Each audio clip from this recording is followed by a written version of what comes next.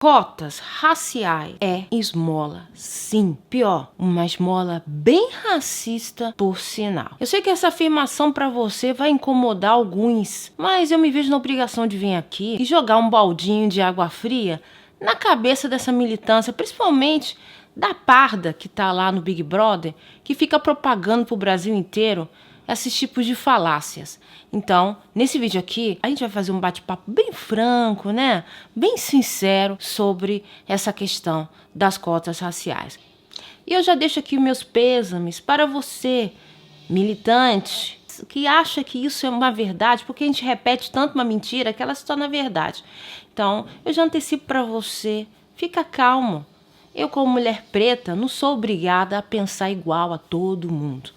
Então, eu tenho o meu direito também de expor a minha opinião e ponto de vista. Então, vem aqui comigo. Que branco, que índio, que preto, que índio, que preto, que branco, que preto, branco, índio, que branco, índio, preto, que índio, preto, branco, que... Olá a todos! Eu sou Lívia Zaruti, do canal Etnia Brasileira, e como você viu na nossa intro, nós somos uma mistura de tudo, nós somos, sim, mestiços. Tão mestiços como a nossa querida Gabriela, que está no BBB. Só que na cabecinha imaginária dela, ela se acha própria aquela, né, a rainha de Wakanda. Desculpe a minha sinceridade com toque de ironia, mas, gente, não adianta você ficar aqui dizendo que antes gostava de mim, a Lívia é horrível em falar nisso, a Lívia é muito horrível em querer fazer negrômetro nas pessoas. Você é um hipócrita de merda, pelo simples fato de saber que existe um tribunal racial no Brasil, onde para você ter cargos públicos, onde para você ter uma vaga na universidade, existe um tribunal onde eles ficam sim medindo o quanto você é preto, quanto você é negro. E para complementar, muitos militantes que realmente, não sei em qual planeta eles estão vivendo, tanto a vida em modo subjetivo, aqueles dos livros, que no final não conseguiu sair daquele transe ali, daquele Matrix. Então eu vou fazer uma conversinha aqui bem franca para você e vou sim refutar as justificativas que vocês costumam dar, algumas, porque são muitas, né, para justificar essa cota racista que existe no Brasil ainda hoje. No vídeo que está sendo compartilhado em todas as páginas de esquerda, né, da militância, tem a Big Brother, né, a menina lá que ela se acha a carvão, né, ela se acha a mulher preta, né, a própria escrava africana, que acabou de sair do navio negreiro. E antes que você, branco, pardo, mestiço, venha a não entender aquilo que eu tô querendo dizer para você, eu não estou dizendo que pelo fato de você ser pardo, mestiço, branco, você não possa contribuir com a causa. Não, você pode contribuir. O que é irreal é você se achar africano em 2019.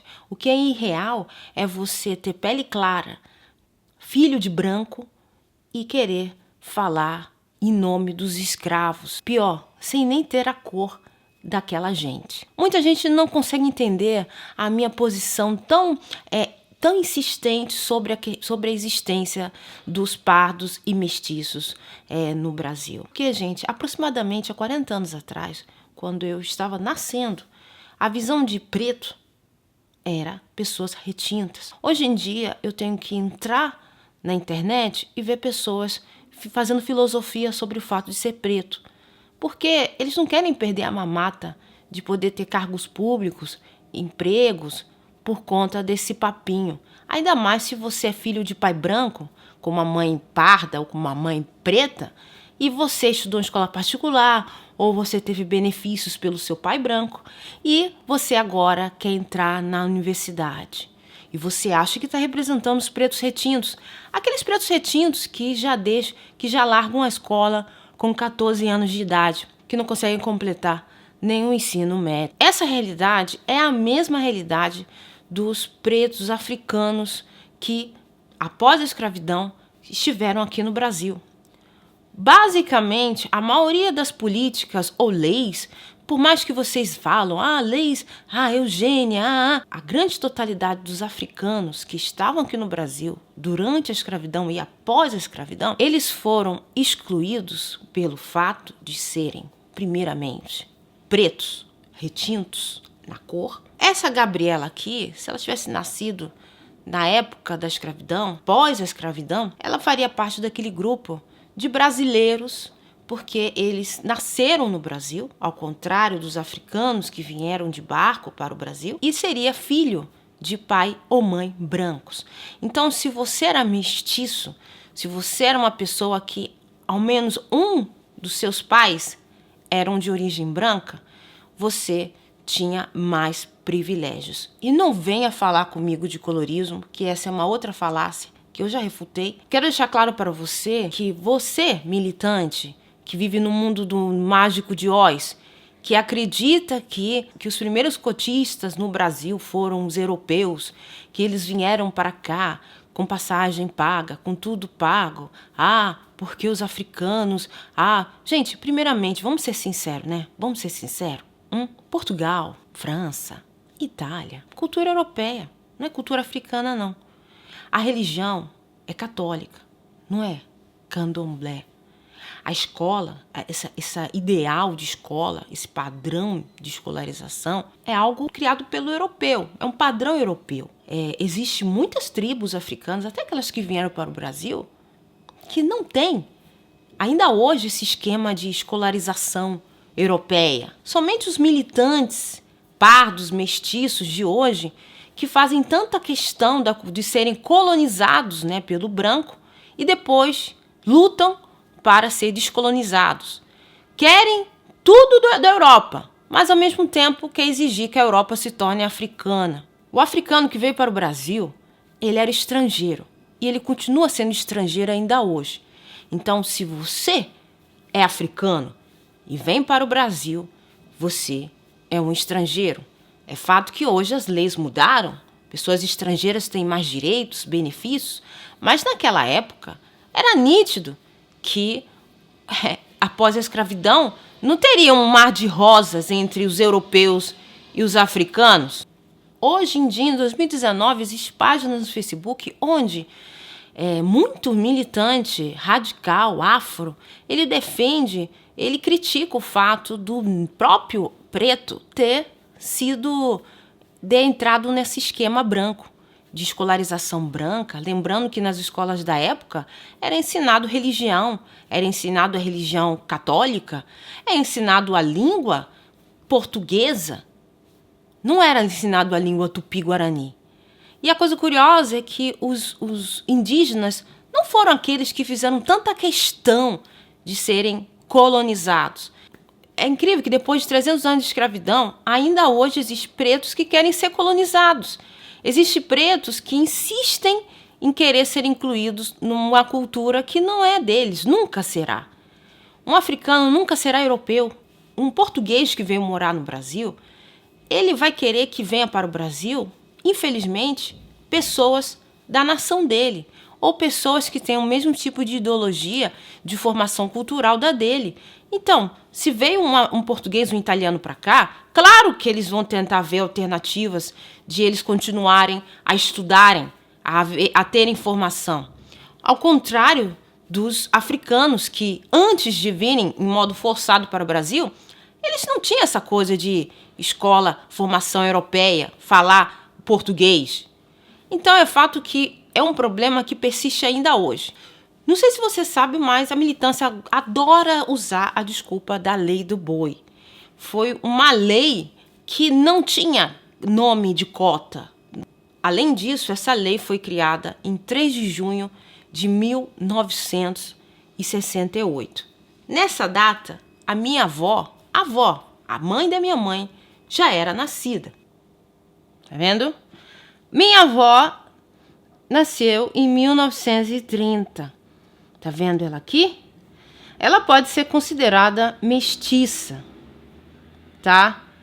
Ela era uma mestiça bem da cor, um pouquinho até mais escura do que a Gabriela do BBB. tá bom? Era uma mestiça. Só que ela tinha uma pele avermelhada, então ela tinha uma origem também de negros, indígenas e brancos, beleza? Ela nasceu por volta de 1930, tá bom? Vou ler aqui, artigo número 1.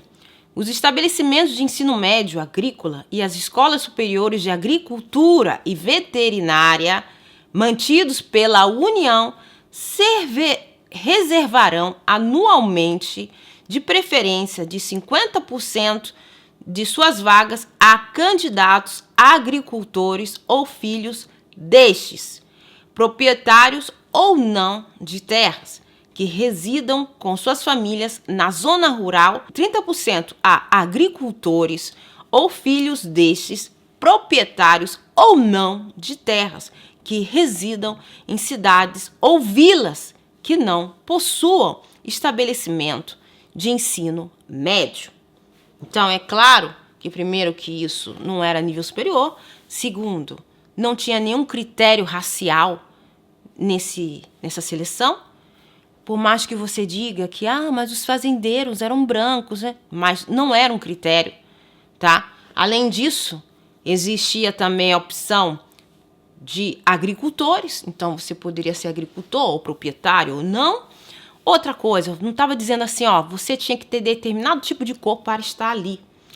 Outra observação, era algo para um setor agrícola, principalmente para regiões onde não tinham escolas.